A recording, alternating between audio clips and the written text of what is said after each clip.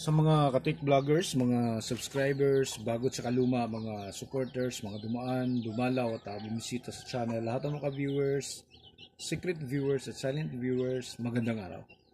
Meron tayo ditong isang DB Audio Bluetooth amplifier, no? Is 8502-120 BT, yung kanyang modelo. At ang complaint nito ay simple lang, ano lang siya, boost channel ay mahina, pero yung isang channel malinaw, yung isang channel ay distorted. Pareho silang mahina. So sa mga ganitong klase, ito mga hindi pa nabuksan ng iba, hindi pa siya tampered, wala kang makitang sunog dito, wala kang makitang shortage. So ang problema, pinalitan lang natin ay yung balance control lang niya. Yun lang yung nasira.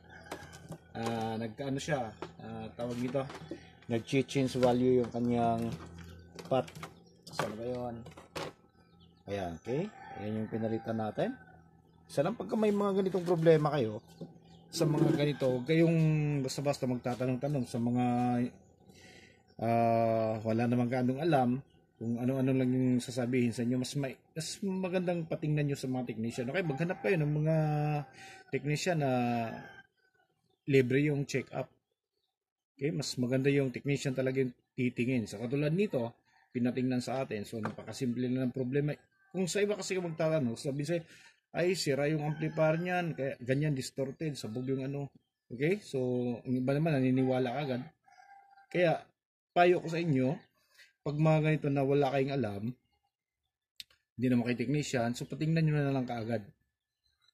Okay? So, yung iba naman, hindi naman gaanong kamahalan, maningin lang mga check-up fee, o checking fee, hindi naman ganun mahal. Tapos may mga iba din katulad ko, hindi naman ako nanghihingi ng check-up charge hanggat hindi home service. Kung dadalhin dito, so libre yan. So katulad dito, ayan siya.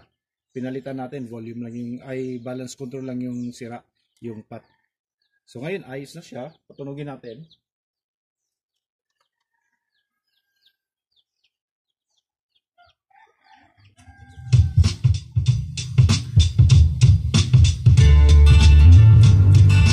Okay, so tumutunog na siya, okay na siya at pwede nating isa ulit sa may-ari.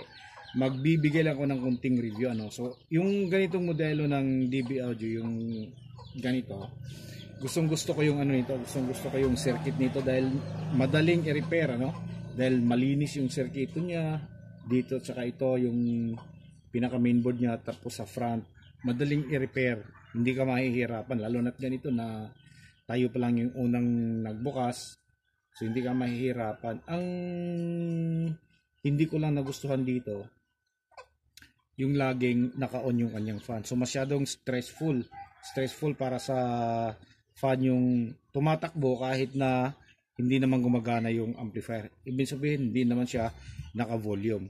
Ang Class AB kasi na amplifier, hindi mag-switch on yung kanyang power output hanggat hindi siya binibigyan ng signal.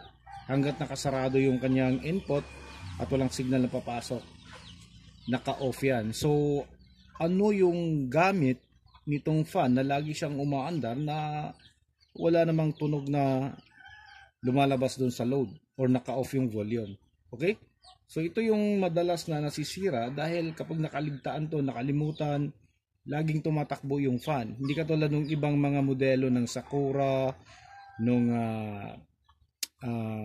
concert na servo driven yung kanyang fan. So kapag nakapatay yung volume, so hindi rin tumatakbo yung fan. So kapag yung sounds na mahina lang, hindi rin tumatakbo yung fan. Saka pa siya tatakbo kapag medyo umaangat na yung temperatura dito sa kanyang heatsink. Ayan, malamig na malamig yan, dahil nakasarado yung volume natin, naka-switch off yung transistor, so walang init yan. So ano yung gamit, yung binubugahan niya ng hangin. Yan, so yun lang yung medyo hindi ko nagustuhan sa ganitong modelo. Overall, maganda naman yung circuit niya, malinis, tapos okay naman yung ginagamit ng mga pyesa. At ayan, yun lang. Yun lang yung isa sa mga hindi ko nagustuhan. Ito yung kanyang cooling fan. Hindi naman siya exhaust, cooling fan na all the time tumatakbo kahit na naka-off yung volume, kahit na hindi tumutunog yung amplifier. Okay, so hanggang dito na lang siguro tayo, no? So maraming salamat. God bless at bye-bye.